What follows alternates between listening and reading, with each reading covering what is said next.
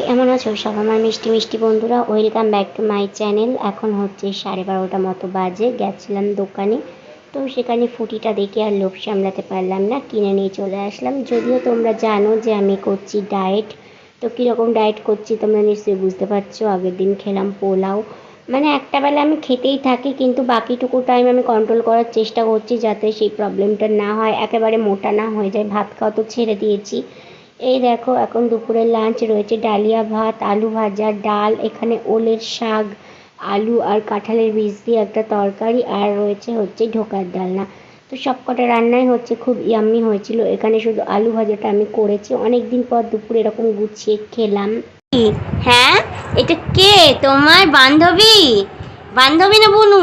হ্যাঁ, বাড়িতে একটা ভাই রয়েছে। এটা কে? না না, বুনু বুনু বুনু বুনু কেন? বুনু, পাপা বুনু। ও বাবা, বুনুর লাগবে। তুমি ওরকম করে না, চুল ধরে টানে না বুনুর। বুনুর চুল টানে না, বুনুর চুল টানছে। উড়ে বাবা, ওরে এ বাবা। ও বুনু গেছে আজকে, বুনু গেছে আজকে। বুনুর টুপি মুপি সব ছিঁড়ে দিল। আচ্ছা নাও নাও নাও নাও।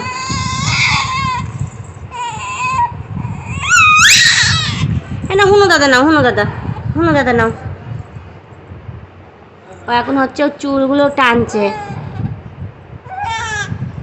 এখন হুনু দাদাকে নিয়ে খেলা হচ্ছে।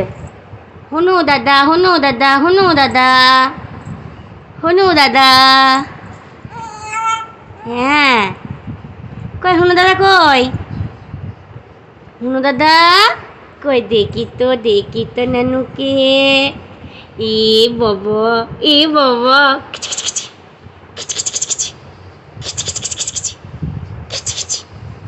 দেব না, দেব না। আচ্ছা না, নাও নাও নাও নাও নাও নাও নাও নাও নাও। বাবারে বাবা, বাবারে বাবা, কি রাগ! এখন হচ্ছে বিকেলবেলা, আম কেটে নিয়ে বসেছি। আমি একটা টেনশনের মধ্যে দিয়ে যাচ্ছি।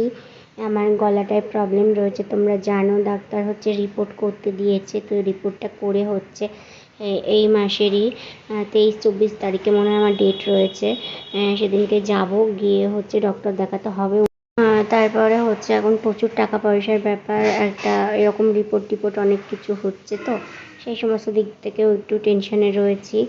আর কি বলো তো, এফএনএসসি টেস্ট করার কথা বলেছে, আবার এই রিপোর্টটা দেখাবো, তারপরে দেখি কি বলে।